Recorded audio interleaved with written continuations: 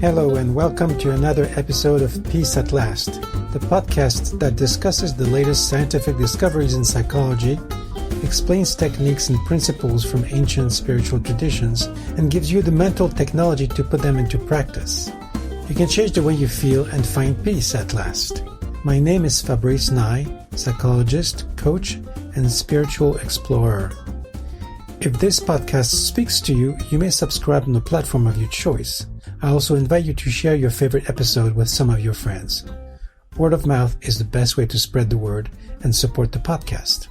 I'd like to thank a listener who signs in as APWWD and who left a review on iTunes.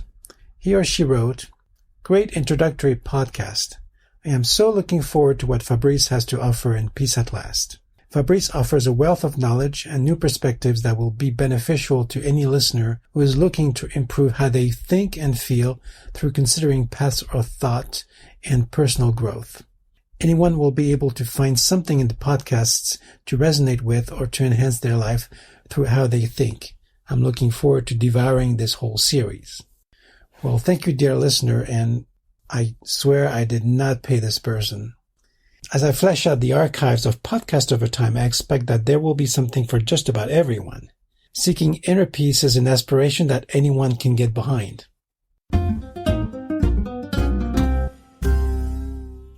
Today, I would like to start a series of episodes debunking some cultural myths. We put a lot of value into the positive emotions of hope and trust, and we'll discuss those in later episodes. But today's topic is about desserts. No, I'm not going to talk about ice cream, chocolate cakes, or apple pies.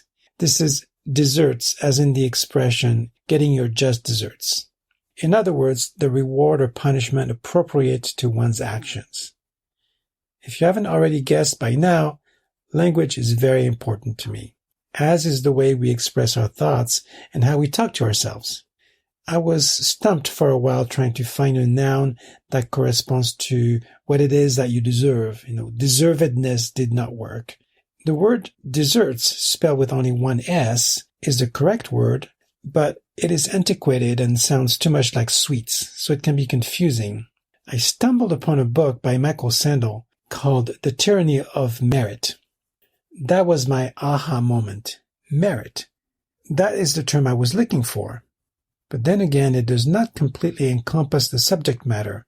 Merit is about what we have earned by working for it. I wanted to generalize this topic to all things that we think we naturally deserve. So for now, we'll use different words for different senses of this notion.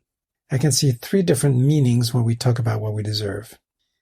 First, there's merit, where we receive rewards and compensation for our talents and the hard work we put into expressing them. This is the meaning that Sandel discusses primarily in his book. It has to do with the idea of meritocracy, a utopian state where the playing field would be leveled and where everyone would be rewarded according to their capacity and their efforts. I can already sense as you are listening to this that many of you are smiling to yourselves inwardly as you find that this idea is quite appealing, even if too idealistic. The second meaning would be along the lines of human rights. Thomas Jefferson, in his Declaration of Independence, believed that these truths were self-evident, that human beings are granted the unalienable rights to life, liberty, and the pursuit of happiness. Note that he did not limit those rights to the 3 I just cited, but those were certainly prominent in an era where the colonies wanted to rid themselves of the shackles of the British rule. These rights have to be enforced by some form of institution, which would guarantee that we are given what we are entitled to. Finally, a more fuzzy meaning would be the intrinsic deserts, the kind that well-meaning therapists push onto their clients. A good sample of those show up when you type the words, "you deserve to," into a Google search. And then you'll get the following top suggestion from Google. You deserve to be happy. You deserve to be loved. You deserve to be treated right. Interestingly, if I type instead the words "I deserve to," I also get "I deserve to be happy" and "I deserve to be loved," but also some more negative self-talk such as "I deserve to be alone," "I deserve to suffer," or "I deserve to die." Positive or negative, these are things that I deserve just because. But what comes after the because is rather ill-defined. Is it because life is fair? Because I'm a good person deep down? Because God is good? Because I have suffered enough? I don't really know. And we're going to see in the rest of this episode that none of these rationales really seem to make sense. So for the purpose of this episode, I will refer to these three different but related meanings as number 1, merit, what we earn by our own efforts. Number 2, entitlement or right, what is due to us by law or custom. And number 3, intrinsic deserts, what is granted to us for no other reason than grace or the luck of having been born human. So I'm going to start with the first meaning, merit. Now, this may be the most controversial part of this expose, and I'm going to spend a little bit of time on this, because we tend to believe and be raised in a culture where we are responsible for what we earned through our talent and hard work. And we can claim that as legitimately ours. Saying anything to the contrary may seem anathema to you, and yet I would like to propose that it tears at the fabric of our relationships, because it can lead people who fall on the winning side of this equation to arrogance and hubris, while those of us who fall short may suffer from low self-esteem and despair. This is brilliantly demonstrated by Michael Sandel in his book, The Tyranny of Merit. Although he's trying to make a social and political statement and pose the question of what would be a fair society, my goal here is simply to smash the myth that a person is to be measured by the magnitude of one's accomplishment. First, if I receive something, a monetary reward, recognition, a position of power, credentials, did I do it? Did I earn those things? Was I solely responsible for what I received? For instance, in order to become a psychologist, I had to get a PhD in psychology from a graduate program. Was I responsible for having the good fortune to have a choice of multiple schools within driving distance of my house? Did I create a stable society where I could attend my classes in peace? Was it because of my superior powers that a degree in psychology happens to be valued in this country? Was it at all my doing to be born in France, a country where education was free? I could go on and on about the multitude of factors, large and small, that had to be present for me to even have a chance at applying to a school of psychology. I didn't earn any of that. It was all granted to me through the mere luck of having been born where I had been born and having been living where I had been living.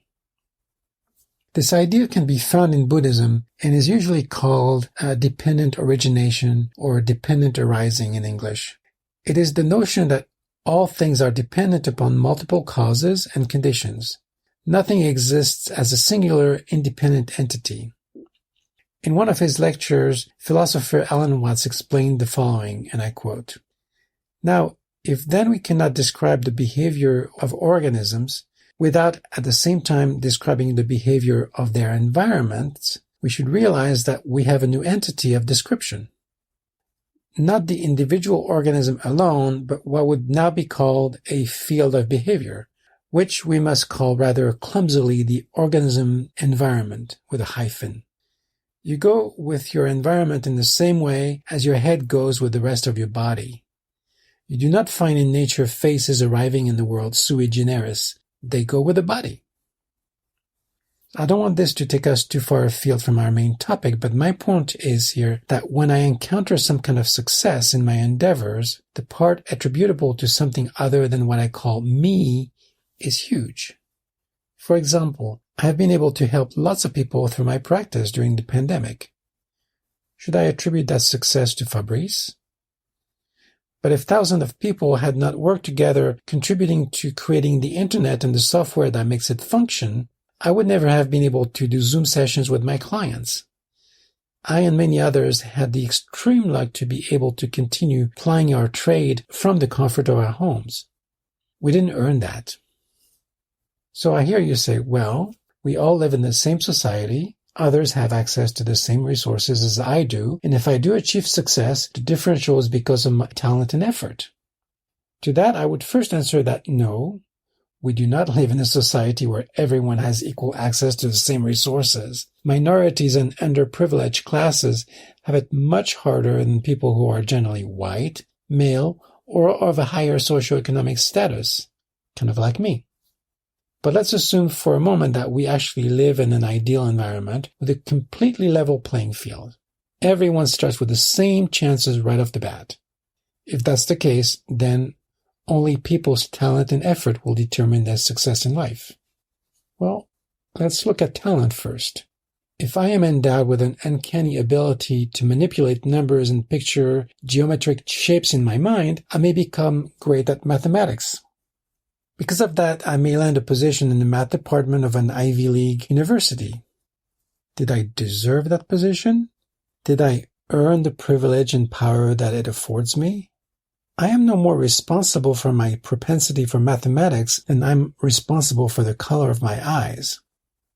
In his 1776 Declaration of Independence, Thomas Jefferson wrote that all men are created equal. Putting aside for now the fact that this statement was hypocritical since Jefferson was a slave owner, it is also patently false. No two people are created equal. We all come into this world with different abilities and inclinations, different physical skills, and different characters.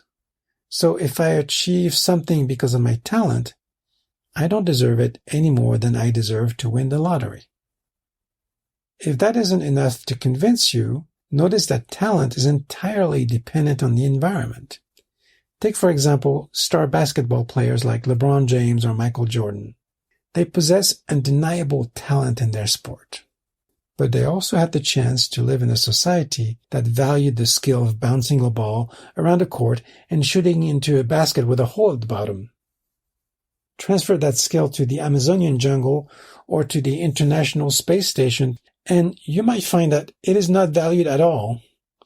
So if having been granted a particular talent is a stroke of luck, so is being born in a place that values that talent.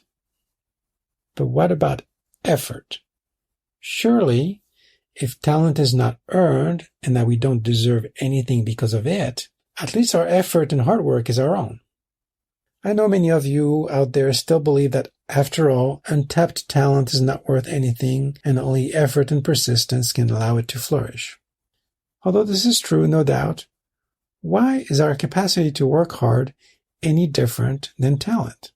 In a 1971 book, A Theory of Justice, Harvard professor and political philosopher John Rawls argued that if we are blessed with, quote, the superior character that enables us to make the effort to cultivate our abilities, this character depends in good part upon fortunate family and social circumstances in early life for which we can claim no credit. In other words, if I have the kind of character it takes to work hard, it is also a stroke of luck. The notion of desert still does not apply here. To be sure, effort often gets rewarded with success and recognition. But that does not mean that the success or recognition is deserved, only that it has been earned, provided that the effort represents something that people in the culture do value. Furthermore, if I am successful or receive praise, it will not be a good idea for me to take it to mean that my personal worth has increased. As we have already discussed, that success is very relative to what is valued in my society.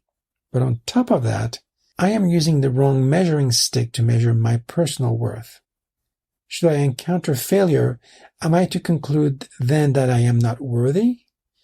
If no one lavishes praise on me, does that mean that I am without value? I don't believe so. As a result, merit and the rewards we may reap do not reflect our worth, nor what we deserve. If you are a justice-minded person, you may argue that regardless of our accomplishments or competence, we deserve the same human rights as the rest of our fellow human beings. Although the Declaration of Independence was somewhat mistaken in stating that all persons were created equal, the French revolutionaries, 13 years later, amended that in their 1789 Declaration of the Rights of Man and of the Citizen. Men are born and remain free and equal in rights. So that's it. We all have the same rights and we deserve to assert those rights. We don't have to do anything for those rights. They are granted to us by birth. Or are they? Those rights actually need to be codified in a document that our fellow citizens agree upon. Without that agreement and some kind of enforcement, they would just be empty words. Few people in the U.S. would dispute that everyone has the right to free speech, as written in the First Amendment of the Constitution. Yet, that right is not granted to the citizen of every country in the world. In fact, in this day and age, it would seem that fewer people enjoy that right. Even in the U.S., citizens still have to fight for that right, or else it could be taken away. But what about other rights? Not everyone agrees with all of it. Take, for example, the right to marry the person of your choice. Although a majority of people favor it in the U.S. today, gay marriage was opposed by 60% of the population as late as 2004. It may have become a right, but it hasn't always been this way. Similarly, for many others that we take for granted now, such as the right to vote for people other than white male property owners, and so on, it has taken many civil rights leaders to secure such rights. My point is that what is considered a right is arbitrary and changes with time and cultures. As a result, it cannot be said that any human right is deserved. It may be noble to fight for it. It may be kind to write it into a code of law, and it may be fair to grant it to someone, but there's no inherent desert in it. And if no institution or culture is around to enforce a right, it may not be given to the people who are entitled to it.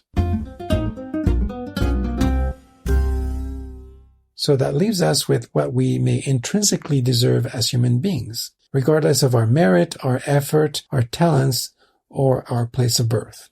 What is sometimes referred to as our, quote, God-given rights. How often have you heard the phrase, "You deserve to be happy"? I have uttered it myself more than once. It seems like a natural and useful counterpoint to some people's self-defeating belief that they deserve to be miserable because they are basically worthless. Yet, although it is a thinking trap to think that one deserves to be miserable, it is just as much a thinking trap that one deserves to be happy. If you refer back to previous episodes, such as episode 9 on the 3 little words that can mess up your life, the one on the word should, you'll note that nature operates in totally lawful ways. If I'm happy, it's because I am believing certain thoughts. And if I'm miserable, it is because I'm believing other thoughts. What I can say for sure is that everyone possesses in themselves the capacity to be happy. But just like any other potentiality, it needs the right conditions in order to flourish. Saying that we deserve it is only another feel-good affirmation. So in summary, we have just seen that there are 3 notions related to deserving. Number 1, merit, what we earn through talent and effort. Number 2, civil rights, what our culture, society, and laws say we are entitled to. And 3, intrinsic deserts, what we imagine is inherently ours from the simple fact of being human. In all these cases, it is perfectly okay to work hard to earn certain rewards, to fight for justice, or simply to seek love, freedom, or happiness. The trap here is to expect those things to be granted to us simply because we deserve them, or to be offended because they are not. That is a recipe for misery and resentment. This concludes this episode of Peace at Last.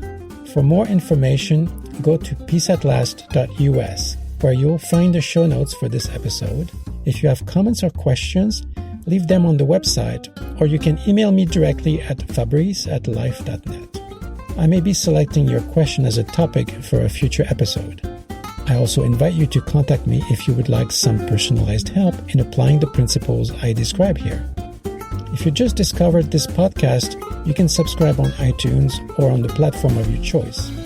If you like this podcast and you want to support it, tell a friend who may not be familiar with podcasting and show them how to subscribe. Another way to support it is to go to iTunes and leave a review. it will help other people discover this podcast. I am Dr. Fabrice Nye, and I invite you to join me next time for another episode of Peace at Last.